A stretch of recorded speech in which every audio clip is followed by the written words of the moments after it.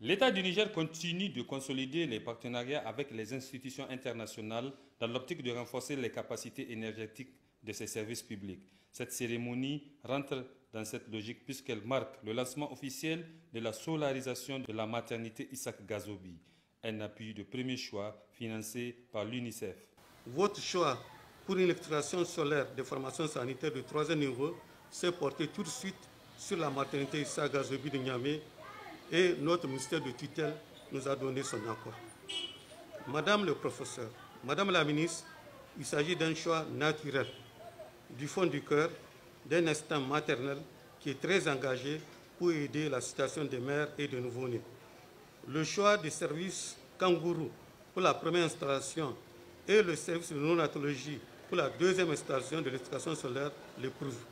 Entre 2021 et 2023, nous avons procédé à l'électrification de plusieurs structures sanitaires, écoles et villages dans les 8 régions du Niger. Cet engagement de mon organisation s'inscrit donc dans le cadre de l'appui à la résilience au changement climatique et se poursuivra dans les années à venir, notamment cette année avec 60 nouvelles structures sanitaires qui seront équipées en solaire. La ministre de l'Énergie, dont le département a mené de bout en bout le projet de solarisation de cette maternité, s'est apaisanti sur l'importance d'une telle initiative.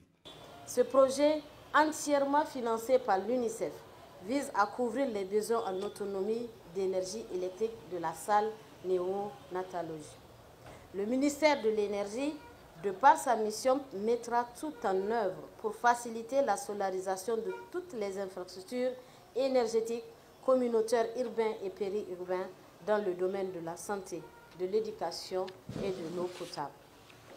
C'est pour moi un honneur d'exposer la coopération en bonne marche avec l'UNICEF en faveur de la maternité Isaac Gazobi.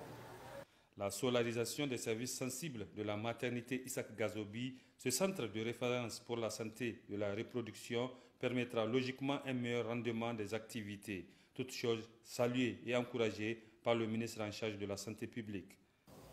Ce dispositif solaire contribuera à la réduction du coût de l'électricité au niveau de cette structure nationale de référence en matière de la santé de la mère et de l'enfant.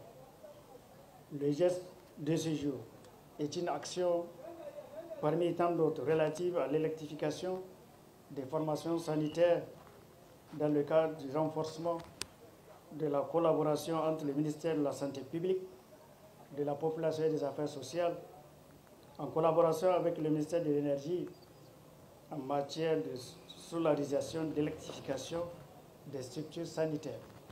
La cérémonie s'est poursuivie par une visite guidée des services de la néonatologie et du bloc opératoire, deux entités spécialement concernées par la solarisation. Enfin, des présents ont été offerts à tous ceux qui se sont investis pour l'aboutissement de ce projet salutaire en matière de santé pour les populations nigériennes.